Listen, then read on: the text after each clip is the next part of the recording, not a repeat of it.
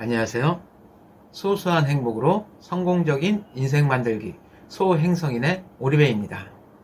여러분들 지난 한 주도 무사히 잘 보내셨나요? 오늘은 대체휴일이죠. 저번 주에 이어서 연 2주째 대체휴일입니다. 공휴일에 저번 주에는 개천절이 꼈고 이번 주 토요일에는 한글날이 껴서 월요일까지 대체휴일로 정해졌죠. 쉬는 건 참 좋습니다. 가족들과도 시간을 보낼 수 있고 또 나만의 취미생활이나 여유를 보낼 수 있는 시간이 있기 때문에. 하지만 지금 코로나라는 이 상황 때문에 굳이 그렇게 마음이 편하지만은 않으실 거라고 저는 생각을 해요. 자, 이 코로나를 잘 이겨내시려면요, 나 하나쯤이야 라는 생각보다 나부터 라는 생각이 이 코로나를 이길 수 있는 길이 아닐까 한번 생각해 봅니다. 자, 오늘은 제 9강 백화점 속 이모저모 란 주제로 강의를 한번 시작해 보겠습니다. 여러분들, 백화점에 왜 간다고 생각하시나요? 첫째, 일단 서비스가 좋죠. 백화점에 가서 여러분들 가보셨으니까 아실 거예요. 모든 직원들이 왕처럼 대접을 해주고 대우를 해주고, 누구나 존경받고 싶고 누구나 대우받고 싶은 거는 똑같아요. 그리고 두 번째, AS가 확실하기 때문입니다. 일반 시중에 파는 제품들, 상품들 같은 경우는 AS가 안 되는 경우도 상당히 많아요. 하지만 백화점을 믿고 찾는 이유 중에 하나가 그 AS가 확실하기 때문에, AS 때문에 백화점을 찾는 경우도 있을 거라고 저는 생각을 합니다. 그리고 또 한 가지, 제 생각에는 백화점을 찾는 이유 중에 하나는 남에게 보이기 위한 과시욕도 만만치 않을 거라고 생각해요. 대부분은 아니지만은 몇몇 분들이 백화점 오실 때 명품을 몸에 휘어 감고 오시는 분들도 계세요. 고개 딱 위로 올려서 그 남들에게 보이는 시선, 그게 중요해서 그렇게 오시는 분들도 간혹 계십니다. 모든 분들이 그렇다는 건 아니고요. 진짜 생활용품이 필요해서, 아니면 백화점 물건이 좋아서 이렇게 오시는 분들도 분명히 계실 거라고 저는 생각을 해요. 근데 물건을 사보니까 저도 일반 홈쇼핑이나 시중에 나와 있는 물건보다 백화점 물건이 약간 그 질적 면에서는 좋은 것 같기는 해요. 잔고장이 그만큼 덜 난다고나 해야 될까요? 이게 제 생각일지 모르지만 아무튼 이런 이유들 때문에 백화점을 가게 되죠. 근데 이 백화점에서는 그 고객 입장하고 또 판매자 입장하고는 완전 틀려요. 판매자 입장에서는 굉장히 치열하거든요. 하나라도 물건을 더 팔기 위해서, 고객들을 유치하기 위해서 항상 아침 시간에 조회할 때 외치는 게 있습니다. 손님은 왕이다. 친절, 친절, 친절. 이렇게 외치곤 해요. 근데 이런 얘기들이 모든 백화점이 다 똑같지는 않을 거예요. 지금 제가 말씀드리는 거는 제 경험을 토대로 말씀드리는 거니까 모든 백화점이 다 이럴 거라고는 생각을 안 하셨으면 좋겠습니다. 아무튼 제가 있던 백화점에서는 아침 조회마다 손님은 왕이다, 손님은 왕이다, 그리고 친절, 친절, 친절, 이 구호를 외치고 하루를 시작합니다. 근데 이 백화점에 오는 손님들 중에서 그냥 말씀드린 것처럼 우아하시고 존경받을 수 있고 존중하고 싶은 손님들도 많이 오세요. 근데 이 손님들 중에서도 그 일명 뭐라 그럴까요? 꼴불견 고객들인가? 그런 분들이 분명히 있어요. 제가 백화점 생활을 하면서 겪었던 일 중에 베스트 3을 꼽는다고 하면요, 이건 굉장히 제 주관적입니다. 베스트 3 중에 세 번째 손님은 그거예요. 주문한 물건을 환불이나 취소를 하는 경우예요. 대부분이 이제 제가 팔았던 조명기구 쪽에서는 이런 게 없어요. 근데 이 주문 생산이라는 거는 대부분이 가구들이 많습니다. 특히 소파, 책상, 원래 그 기성품으로 나오지만은 손님에 따라 맞춤도 가능해요.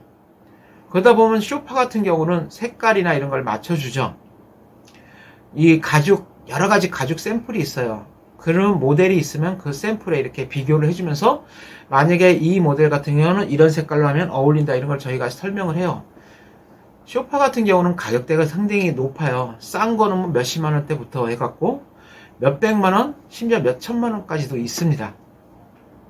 근데 이런 상품은 주문 제작을 하게 되잖아요. 그러면 주문 제작을 하게 돼서 취소가 되면은 재고로 남게 돼요. 그럼 몇백만 원이 손해예요. 근데 이런 손님들 보면은 대부분이 설명을 1시간 이상씩 해요. 사실 몇백만 원짜리를 단 한 번에 보고 구입하는 손님들은 거의 없습니다.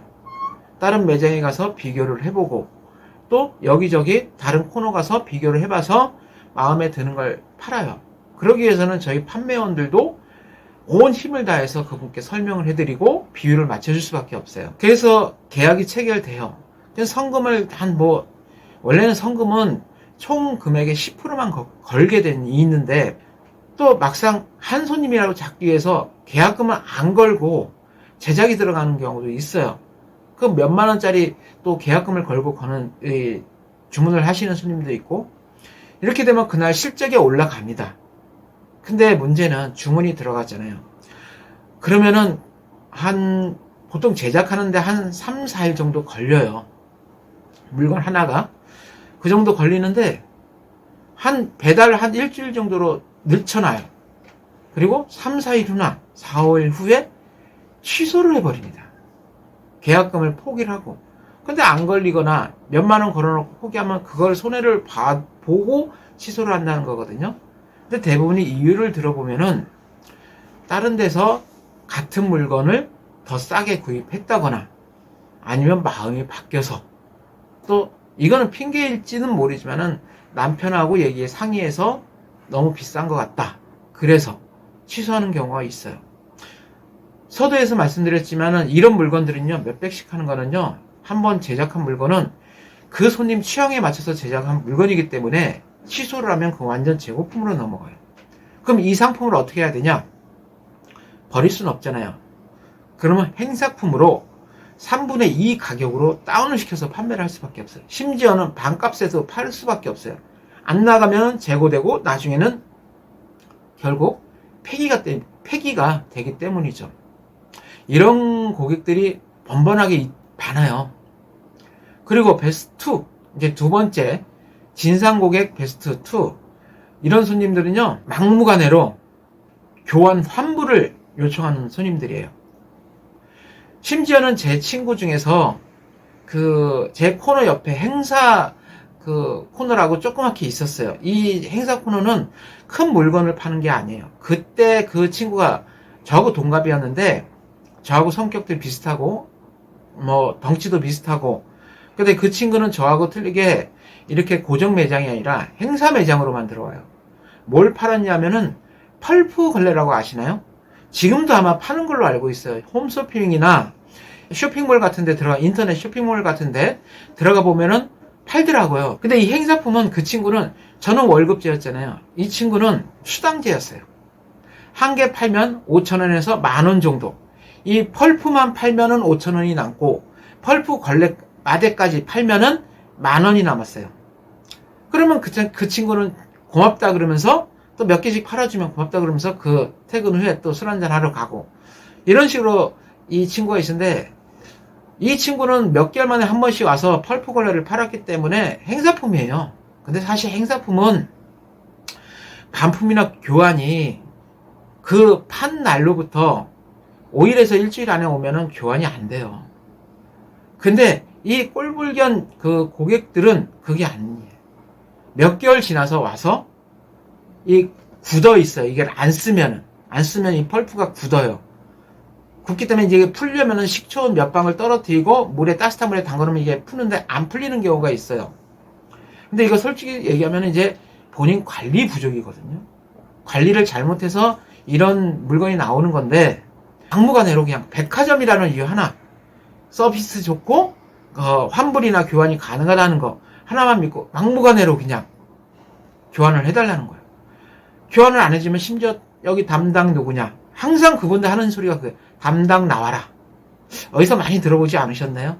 영화 같은 데 보면은 이 백화점이나 이런 데서 그 갑질하는 분들이 항상 말하는 게 그거잖아요. 담당 나와. 여기 담당 누구야? 그러면은 백화점 입장에는 이미지를 실축시키기 싫기 때문에 무조건 해줘야 돼요. 손해라는 걸 알죠. 근데 백화점의 손해는 아니에요. 결국 판매자의 손해예요. 왜냐? 수당을 받았기 때문에 고스란히 자기 돈을 물어내야 돼요. 이런 손님도 있고, 또 한편으로는 어떤 손님이 있냐면은 주방용품이 바로 옆 이케에 있다 그랬잖아요, 제가. 거기에는 양면 후라이팬을 파는 그 나이 드신 분이 있었어요. 저보다는 한 20살 정도 그때는 많으셨을 거예요. 40대셨으니까. 그분은 양면 후라이팬, 이제 손님들 시연하느라고 이제 계란 묻혀서 토스트 같은 거 덮어놓고 이렇게, 요즘도 나와. 이걸 뭐 해피콜이나 그러나요? 해피콜? 그러면서 양면으로 구울 수 있는 그런 후라이팬이 있습니다. 그걸 파는데 2년 만에 와갖고 이거를 코팅이 벗겨졌다고 교환을 해달라는 거예요. 교환이 안 되면 환불이라도 해달라는 거예요. 어이가 없죠, 솔직히. 이렇게 막무가내로 어기는 사람들을 이길 수는 없어요. 왜냐하면 또 소리를 치고 막 진상을 피시면은 주변 고객분들이 쇼핑하는데 피해를 입기 때문에.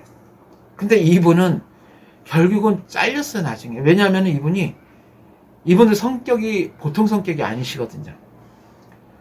말 그대로 이분이 2년 만에 와서 코팅이 벗겨졌어요.